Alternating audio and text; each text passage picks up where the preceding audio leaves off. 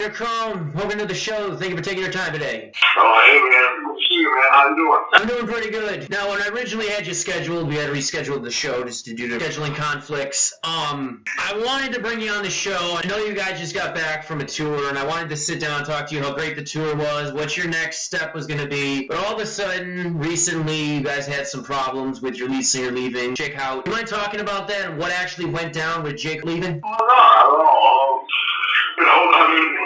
Jake basically, and I'd asked him to be on the new record, which, we're still debating. I don't want it to be called Dead Boys, because it's not Dead Boys record. I'm the only one on it.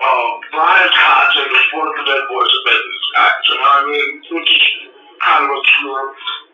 But, I don't want anything. I know there's no mention of AI out of it. Jake somehow just found something with you. They were using six voice that triggers this, which never would have happened. The shit they did with AI, they did without Jake, and they took it off because they didn't like how it sounded. It's no idea, and it did, So that was not a thing. And then they had this one track. It was basically on the last song nobody's ever heard by the Dead Boys. And it's from a rehearsal tape. We did during the second album. Because I did Bryan about this contract with AI being in it, and was basically drunk, and I don't know what happened. I wasn't there. I've never heard what the conversation was, except for people who overheard some of it, And basically, we called Bryan Wire, calling him all kinds of names, and, just going on a tongue tirade about the guy. And first of all, that's not the place to do it. The tirade, I do with Bryan. But this is the time I was in the hospital. I couldn't. I was tired of fucking 10 broken bones. I'm out of it half the time in the hospital when all this took place. And it wasn't until after I got out, I tried to call Bryan, and he wasn't taking my calls. I found out about this conversation that happened. Jake started saying, I've been fired. I'm like, what do you mean you've been fired? I don't know where you're fired now. No, Clint had you fired. It's good, don't get dramatic about it. I'm like, no, just fucking, right now, I just got out, out of hospital. We're doing this gigs now. Let's do this tour, do the holidays, fucking talk to Bryan, get that shit going, whatever, find out what's going on, And, we couldn't do that, had to do that tour that day, so we could basically was planning on putting the whole tour. Okay. So this was something he had planned before you guys even left to go on tour, he was going to leave. Before we played the Whiskey, before we played it.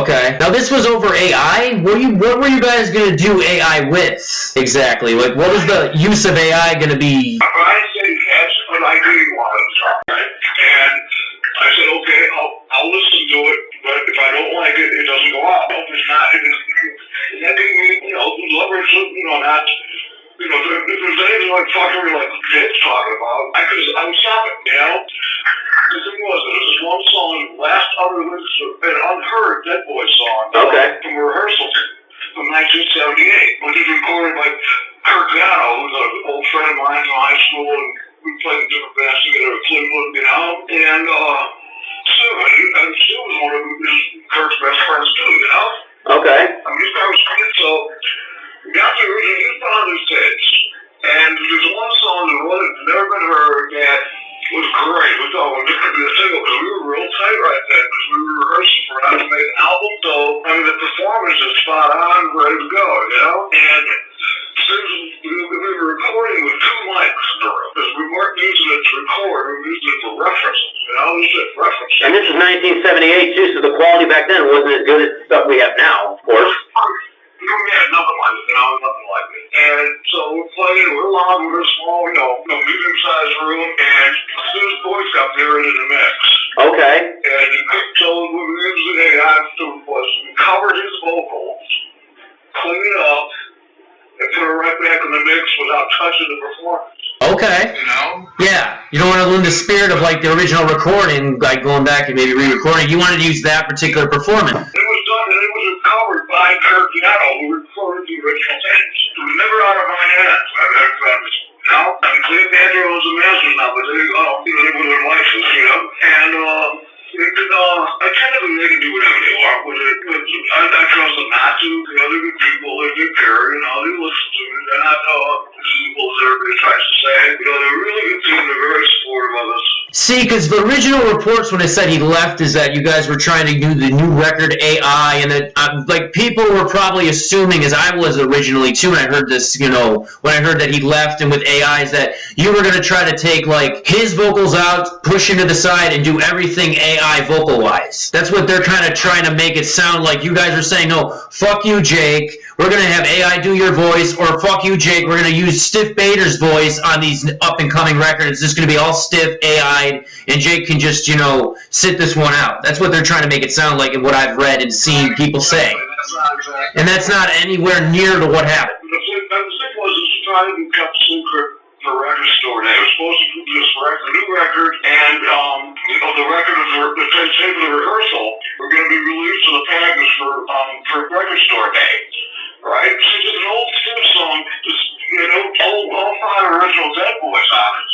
Dave has no reason to know about it, And when he asked me about it, I told him I'm not sure what they're doing with it, but I guarantee they're not using your voice to turn it sick. Yeah, totally. And it turned out it was totally blown out of proportion. It was totally, it should have stayed in the band, because if we would have finished the way it would have been, So he kind of jumped the gun a little bit, you're saying? Oh, yeah, he totally jumped the gun, because, it was, drunk, belligerent, from ignorance, because he didn't know any of this shit, he just thought he had to do something in his head that we're trying to do AI and all this, and that wasn't the case at all. There was some use of AI, I guess, but I just said, I never had to listen to it, because Bryan didn't like how it worked. His idea, he said, no, it doesn't work, let's not do it. So this song wasn't even released either? No. So he basically left for no apparent reason, you're trying to say? Yeah, the song is coming out now. Okay, it's coming out then, okay. But this eventually being included as a side to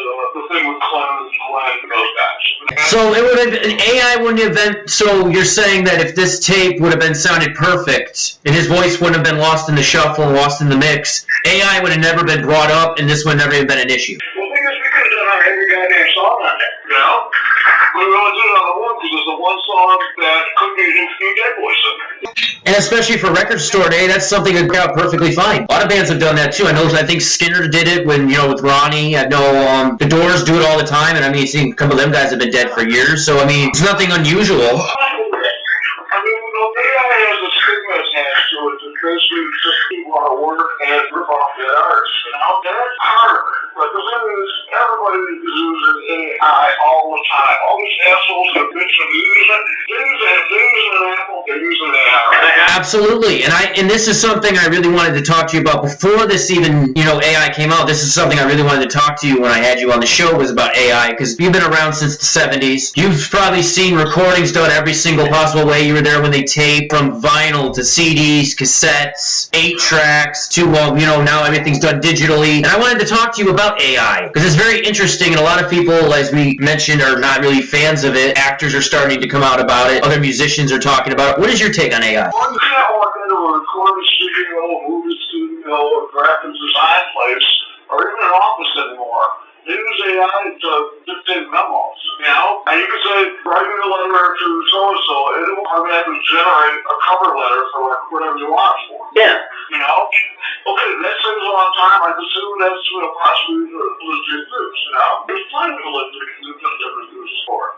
So, but the thing is, you is fucking program shit. Yeah. And those back to garbage in, garbage out, That's it. It depends on who programs it, on what it's going to do. And I don't see what the problem is with using AI in music. It's not like you're trying to, fool the fan. When people try to start fool the fans, people think, I know there's an app I was screwing around with a couple weeks ago, somebody told me about it. You could use it to make a song. You could just punch in, something from a song, it'll make the song for you. That's where I have an issue with AI. But if you're using it like you wanted to, absolutely, go for it.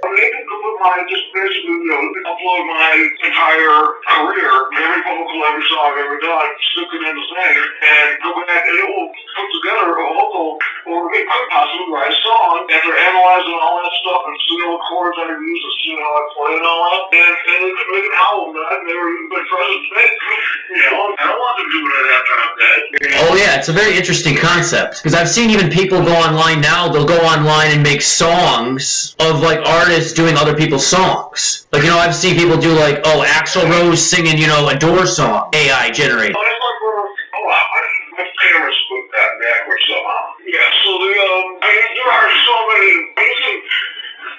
watching this new thing, show last night called Deep Space. Okay. And it's pretty fascinating. Many students always get into conspiracy theories and shit. But this one really kind of explains it all. The thing is, there's also another thing about called the lost century and how to reclaim it.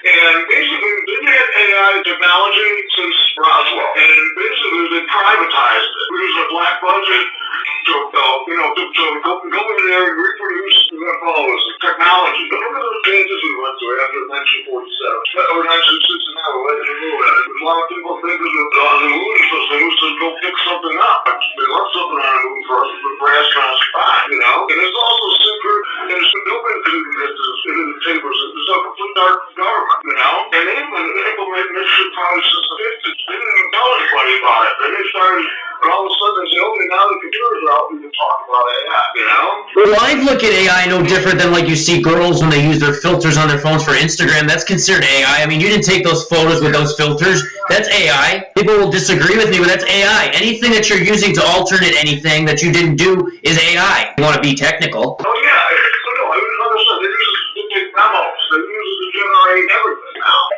It's here. It's not going away. There's no one to do it. And it's not my fault.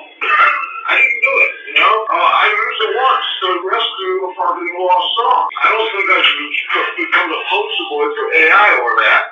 I actually, to be honest with you, I used AI when I had Prairie Prince on the show. On the thumbnail, that little painting you see in the corner of the thumbnail, that's an AI-generated thing. I took a photo of him. It just popped into one of these photo generation AI programs and made a cool painting just because he's an artist. And I thought, wow, that's a cool picture. I'm going to use that. So I've used AI too. So, I mean, to me, if you use it the right way, it's perfect. But I mean, if you're trying to fool people or try to cover up the lack of talent, then no, forget that. That's bullshit. But I mean, if you're doing it for a good purpose, totally go for it. You got my support. I don't want you to blanket, the initial thing that Jake might have been concerned about is he thought it was supposed to be like a blanket waiver for them to do anything they want AI with it, That's not the case. We discuss all first. Jake's not involved in those discussions because Jake doesn't run the fucking band. I do, and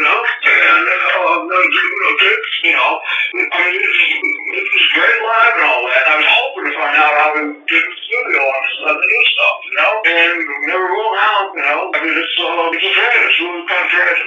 Well, is there a possible way that he could rejoin the band or come back to the band, or is it pretty much done? I mean, is this just him being hot-headed? Is he going to sit back? Is it going to be one of those things where I sat back for like a month and I'm like, maybe I made a stupid decision? Is there a possible, open door invitation for him to maybe sit down with you guys and talk to you guys and maybe make up with each other and get back together? Well, we have to get sober first, or at least reasonably sober. I mean, I'm not straight-edge sober, I drink beer, I drink whiskey, I smoke pot, that's all I do now. It's gotta have something like so unpleasant without it. So there is a possibility of him rejoining if he decides to come to his senses. You guys would be willing to sit down and talk to him and have a conversation. I would talk to him. I would, but I'm not calling him. All right, that's good to know that this isn't over yet, and hopefully you guys can patch things up and we can get a new Dead Boys record or something new for you guys really soon.